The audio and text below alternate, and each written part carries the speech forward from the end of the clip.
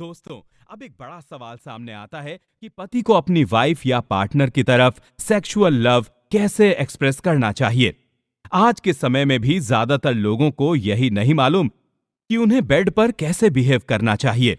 इस सवाल का जवाब यही है कि कोई भी सेक्स एक्सपर्ट कोई स्पेसिफिक चेकलिस्ट नहीं दे सकता। इसका यह मतलब नहीं कि सेक्स की कोई चेकलिस्ट नहीं बन सकती। बिल्कुल बन सकती है। इसकी चेकलिस्ट बन सकती है और विश्वास कीजिए कि उसमें आपकी सोच से भी ज्यादा बॉक्स होंगे। लेकिन बात यही है कि हर स्पेसिफिक पर्सन के लिए उसकी अलग से चेकलिस्ट होनी चाहिए। उस चेकलिस्ट के लिए आपको आपके पार्टनर के बारे में सारी जानकारी होनी चाहिए। आपको पता होना चाहिए कि आपके पार्टनर की सेक्सुअल फैंटेसीज क्या-क्या हैं।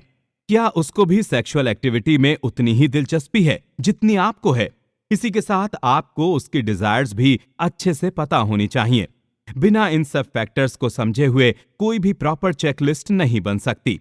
अगर कोई भी आपसे ये वादा करता है कि वो आपके लिए एक ऐसी चेकलिस्ट दे देगा जिसकी मदद से आपकी सेक्स लाइफ बेहतर हो जाएगी, तो समझ लीजिए कि वो इंसान आपसे झूठ बोल रहा है या फिर उसे खुद सेक्स के बारे में ज्यादा जानकारी है ही नहीं। दोस्तों, ये ठीक उसी तरह की बात हुई कि मलेरिया के रोग में कैल्शियम की गोली दी जा रही है। अब आप खुद सोचिए कि क्या सिर्फ कैल्शियम की गोली से जानलेवा मलेरिया को ठीक किया जा सकता है? बिल्कुल नहीं। इसलिए अपने आप को बताइए कि आपकी पार्टनर को बेडरूम में केवल आप ही असली खुशी दे सकते हैं। यहां इस बात के बारे में भी पता होना जरूरी है कि हर किसी के लिए खुशी के भी अलग अलग मायने होते हैं।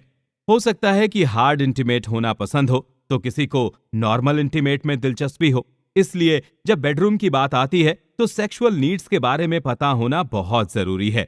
ऑथर कहते हैं आपको सेक्स और लव के बीच का रिलेशन पता होना चाहिए। यदि आप अपने पार्टनर से प्यार करते हैं, आप दोनों के बीच एक लगाव और प्यार का रिश्ता है, तो आपकी सेक्स लाइफ ज्यादा अच्छी होगी। इस बारे में हमने पहले भी चर्चा की है। वो इसलिए ही की है क्योंकि इसके बिना सेक्स के बारे में बातचीत पूरी हो ही नहीं सकती। दोस्तों, ऑथर के अनुसार हर रिलेशनशिप की एक रेस्पेक्ट होती है। कुछ बाउंड्रीज होती हैं जिन्हें ब्रेक नहीं करना चाहिए, जैसे कि कभी भी अपने पार्टनर की बिना सहमति के सेक्सुअल एक्ट नहीं करना चाहिए। रेस्पेक्ट का होना इसलिए भी जरूरी है क्योंकि पॉर्न के चक्कर में फंसकर यंगस्टर्स फोर्सफुली सेक्स को ही असली सेक्स मानने लगे हैं। उन्हें लगता है कि मेल होने का मतलब यही होता है कि जब आपका मन करे तब आप अपने पार्टनर के साथ सेक्स कर सकते हैं।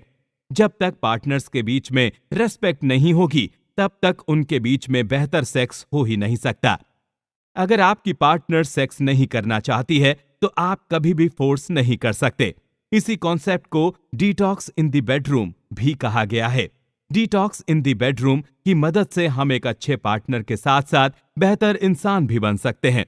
इससे हमें पता चलेगा कि प्यार और केयर सेक्स से भी बड़ी चीज है। आपको इस इंपॉर्टेंट बात को समझना होगा कि शादी के बाद एक इंसान के तौर पर किसी की सोसाइटिकल आइडेंटिटी खत्म नहीं हो जाती है। पति पत्नी के अलावा भी इंसान की एक पहचान है।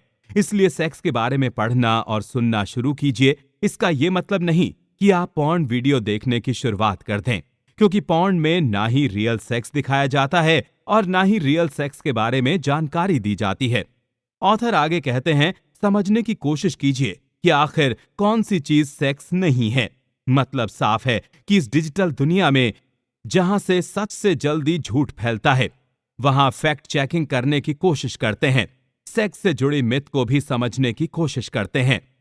इसके लिए सबसे पहला फैक्टर तो यही है कि कभी भी सेक्स को लाइफ का मेन पर्पस नहीं बना लेना चाहिए। हमें समझना चाहिए कि लाइफ के लिए सेक्स भी जरूरी है, लेकिन पूरी लाइफ ही सेक्स नहीं है। किसी की भी जिंदगी का अल्टीमेट गोल सेक्स हो ही नहीं सकता।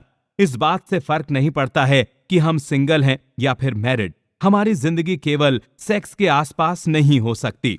हमें अपनी लाइफ में सक्सेसफुल होने के लिए एक बड़े गोल की जरूरत है, और वो बड़ा गोल सेक्स तो बिल्कुल नहीं है। आपके लिए सेक्स लाइफ स्ट्रेस बस्टर का काम कर सकती है, लेकिन सिर्फ और सिर्फ इसकी बदौलत आप खुश नहीं रह सकते।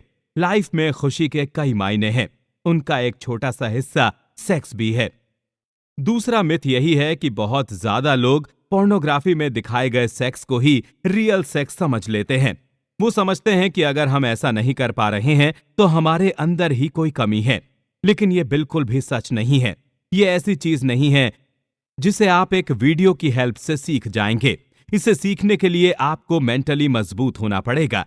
आपको खुद के अंदर पेशेंस लाना होगा। साथ ही साथ कई बार सेक्सुअल डिटॉक्स के प्रोसेस से भी होकर गुजरना होगा।